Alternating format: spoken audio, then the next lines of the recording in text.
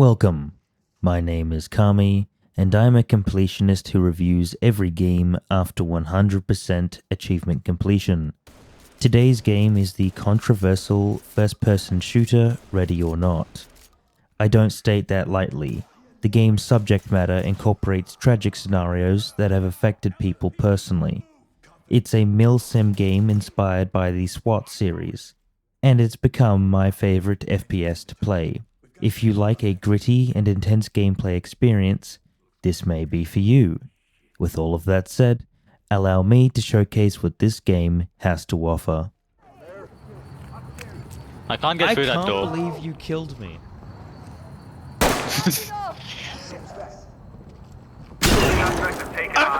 What the f was that? Who killed me? Sorry about that. I tried shooting. You killed me? I tried shooting the door. I went through the door. I was already inside. The game places you within dedicated levels short enough to complete within roughly 20 minutes. If you're playing solo, you'll be assisted by 4 squad teammates to take on a variety of AI enemies. You can choose to play online, however there won't be any AI teammates to back you up. Your partners are as much of an asset as they are a liability.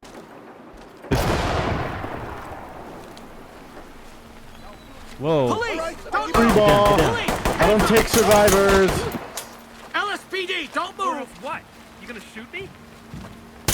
I'm on your side! Whoa, whoa, whoa, whoa, that's me, that's me, that's me, that's me. You are being actively monitored. That was a Members civilian! of force. I enjoyed playing with my friends, but I can't say the experience has been 100% smooth. Ever since the August update, the Epic dependencies seem to have had some online issues. I clicked host game and have had 0 feedback. The online connection timed out multiple times without a clear message, and I couldn't change my region unless I hosted the game and didn't join a session. I did appreciate, however, that if one friend bought the DLC, all of the people in the session could play it. The enemies range from common street thugs, terrorists, cultists, and war veterans. All of these people won't hesitate to pull the trigger, and they will gun you down within seconds. You're making calculations constantly before you enter a room, monitoring hostiles, hostages, and your teammates whilst you try to react. One moment you could have a guy who surrendered, the next he could pull out a secondary firearm and shoot you or take a hostage. They could take a hostage across a map, and the second you're spotted, they will kill them. There's too many choices to make, and you're forced to act upon your best judgment within a split second. This creates a very intense gameplay experience. All of these randomized scenarios can happen at any time, ensuring no run is the same as the last. Levels contain enemies you can either arrest or gun down. Your decisions will not only affect your score, but also the mental health of your fellow police officers. Your score is important when going for those achievements and unlocking cosmetic items to equip. The S rank is hard to maintain, however, as the civilians you rescue are aggravating bastards. This can be frustrating as they run away from you towards hostiles, taunt you, and refuse to surrender. This makes the situation even more stressful as you'll be trying to save someone and they'll complain whilst you're getting shot by the guy who is trying to kill you both. To assist you, your police department has provided numerous guns modeled after real-world weapons. The rifles are chambered in multiple calibers, ranging from close-quarters rifles to battle rifles. You can also use a selection of handguns. These calibers range from small Glocks to hand cannons. My favorite is the automatic shotgun, as it can tear through anyone. All of the guns can be customized with scopes, grips, and muzzle attachments. These affect how your gun handles, your visibility in dark areas, and your aim down sight. The selection of guns and attachments allows you to experiment with your engagements and build a loadout that suits you. Unfortunately, the adjusted scopes don't work at all. You can only view the lens completely zoomed in. They're very bulky, and they can put you at a disadvantage within close encounters as they obscure your vision. You can, however, use a canted sight, which opens your view with the trade-off of less accuracy. This is super useful when using scopes that are bulky and you need to cover a wider view. When shooting an NPC, they will react differently depending on your ammo type and shot placement. Using armor-piercing rounds will blast through walls and cars, however the enemy will take more bullets to go down. Jacketed hollow points will cause bleedouts almost immediately. The choice of ammo types and specific reactions to being hit not only simulates realism, but forces you to make important decisions. If you aim for the center mass, will you need more ammo to take them down? If you aim for the head, are you willing to lose points for the sake of survival? You're also given a selection of tools such as the mirror gun to look under doors, riot shields to protect yourself, and projectile launchers. All of these provide you an opportunity to take control of engagements. A successful execution will depend on your ability to plan and act within seconds, otherwise you'll find yourself dead. You can use a flashbang in open spaces, stingers for close spaces, or CS gas to smoke an enemy out. C2 can be used to blow open a door as well, creating these massive entrances. The amount of options allows for tons of decisions and allows you to play a playstyle that you enjoy. All of the aforementioned factors create a reactive gameplay experience, which gives more impact to your decisions. No enemy will be in the same place and neither will civilians. You're constantly checking every corner, choosing to breach with utilities, or planning an attack unbeknownst to what you're up against. Instead of playing a structured set piece, it's more like a freestyle situation. Enemies can open doors, flank you, and fire upon you, causing absolute mayhem within seconds. When you die, you won't be able to use the same game plan, and I absolutely love that. It created this addictive, nerve-wracking experience knowing I could die at any time, and I'll have to make a new approach next time. The story of Ready or Not is the darkest I have ever seen in a game. The incorporation of real-world tragedies adds a confronting undertone beyond simulation. Events such as school shootings, terrorist attacks, robberies, all have affected people personally, and the game does not shy away from that. If you have been affected by this, you may find it offensive, and I can understand why. I don't want to sugarcoat that the levels in this game portray events explicitly. When you play through these levels, a gut-wrenching tension builds within you, knowing similar events have occurred in the past and may occur in the future. I believe the intentions of the developers is to portray the events to show what's what members may deal with in real life. There is an ethical question whether it is okay to do so, considering events such as Neon Tomb are based upon the very real Pulse nightclub massacre, or Elephant, which is inspired by the 1999 Columbine shooting. This raises the question whether it is okay to simulate such events in the name of entertainment. I have not been affected by these events, so I cannot say. What I can say is seeing this being portrayed is nothing but sickening. I don't believe it's disrespectful, but rather a peek into the experience of someone who has suffered these events. There is a question of whether it's just a game, or if there are things that cannot be portrayed in an interactive medium. That's up for you to decide. Each level contains a backstory including audio logs which are genuinely heartbreaking to listen to. I have to give a major props to the voice acting, which adds such a realistic performance to the scenarios. What makes the scenarios so terrifying is that this is the closest I've seen to a horror game without fictitious elements outside the realm of possibility. The enemies in this game commit atrocious acts and the player is confronted by this. You'll see bodies of young adults strewn across a lecture hall, a nightclub floor, or children who are simply victims of awful crimes. The lore behind the game is rather interesting too. There are story elements referencing the CIA and the horrific MK Ultra experiments conducted on US citizens. Beyond catching criminals, there is a mystery on display. The story elements are there for you to pick up and piece together. To be truthfully honest, I was not interested in the underlying story. Whilst it's interesting, I treated the briefings like suggestions.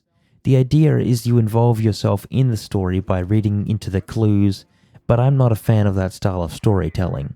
The protagonist Judge is an empty slate until the very end. Not that I'm complaining, but I don't imagine anybody else saying they played this game for the story.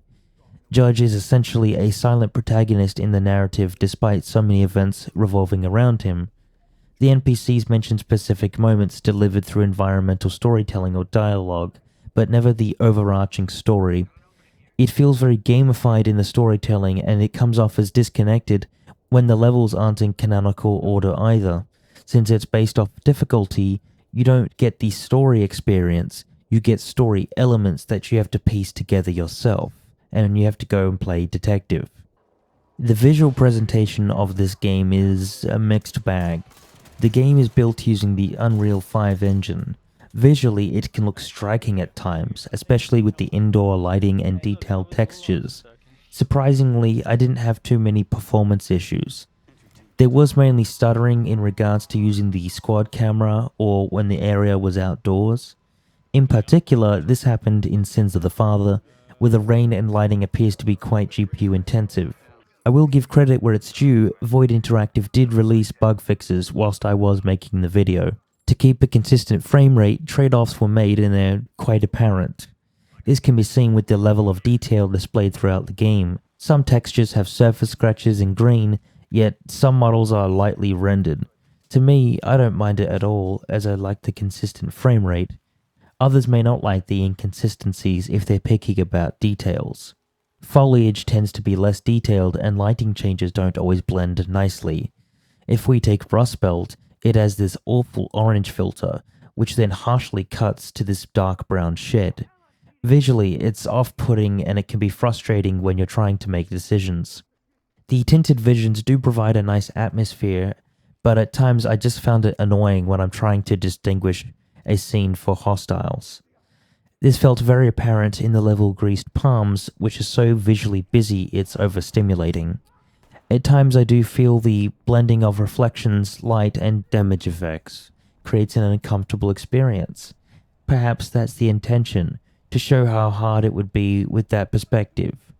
It can feel unfair and BS when the enemy is shooting me like Chris Kyle and I can't distinguish what I'm seeing. It's not that the presentation is messy, I think that's the challenge of trying to simulate hyper-realistic models, shadows and lighting, and trying to convey that in a way that's easily distinguishable. The UI was very clean thankfully, nothing is overwhelming, and the symbols are small enough to keep out of the way. I appreciate that keywords are highlighted and nearly all actions have a clear symbol. It's a small detail, but it's appreciated. Perhaps the best option is the evidence lighting. This is super useful for finding guns that blend into the environment. The game's sound design is perhaps the best I've heard. I've shot some of the guns in real life, and they sound exactly the same. Shots have room reverberations and echoes, which is a nice detail. The distance of sounds is so articulate for providing information before you can plan an attack. The gun sounds are so crisp, especially the shotgun sounds, which tear through not only bones, but the landscape. This is in conjunction with some pretty convincing voice acting. No NPC sounds bored, and their emotions are conveyed quite well. Sometimes the facial expressions don't match up to the terrified voices. The levels have diegetic sounds such as radios or television sets, which enhances the storytelling within the game. That's combined with contextual dialogue NPCs have, which enhances the illusion that we're not within a walkable box, but rather a realized level in Los Sueños. The soundtrack has some enjoyable tracks. Despite the grim tone of Neon Tomb, the nightclub song was pretty catchy. The more subtle tracks aren't there to pump you up, but rather help you keep up the pace. The music isn't bad at all, but it's just not as memorable, as it hides underneath the action, acting as a subtle supplement. What I can appreciate is that when a more serious level is played, there is no music. The absence of music creates such a greater emphasis to soak in the environment. Doing the achievements for this game frankly broke me. I will be honest, I didn't touch the DLC apart from having fun. If you want me to review the DLC, let me know in the comments and I certainly will do so. By the time I beat the base game, I just wanted to give this a rest. There's 3 main playthroughs you're going to do. Number 1 is your normal run, where you S-rank every mission and try to recruit all of the officers. For an S-rank, here are my tips. Use the beanbag shotgun with the laser pointer and equip it to all of your officers. Ensure the officers use the pepperball pistol and equip them with the riot shield. Make sure everyone has heavy steel armor. Your officers are not affected by gas, but make sure you yourself equip a gas mask. I recommend equipping the GP NVGS with white phosphor for the best visibility during the dark. For yourself, I recommend using either the mirror gun or the M320 Stinger launcher. Make sure you use those squad commands to flash or gas a room. I found gas to be unreliable, and I have seen officers tag themselves with Stinger grenades. If an NPC has surrendered, use the command wheel to get them to move. This can save your life as they can move to cover.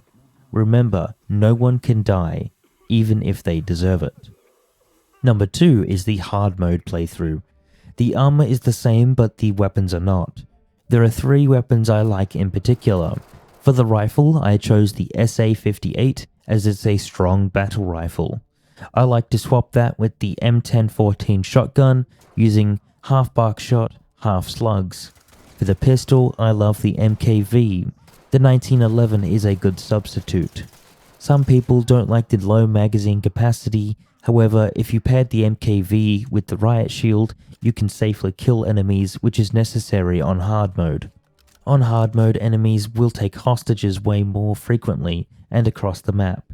Do not hesitate to kill enemies, unless it's the high value target. You must get all of the main objectives, so if necessary, get your team to hold and shoot high value targets in the leg. Number 3 is the Iron Man mode.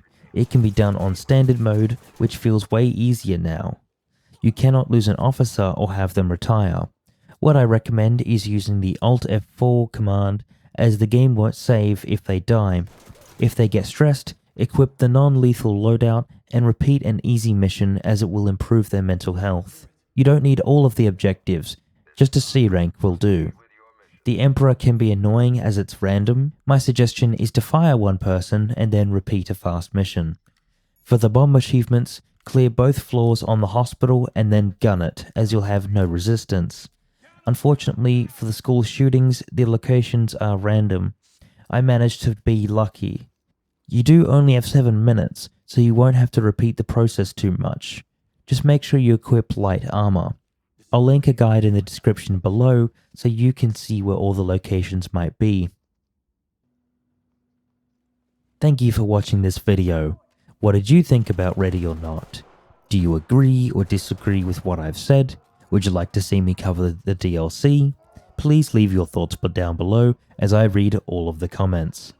If you'd like to get involved, I will be posting a poll so you can decide what I play next.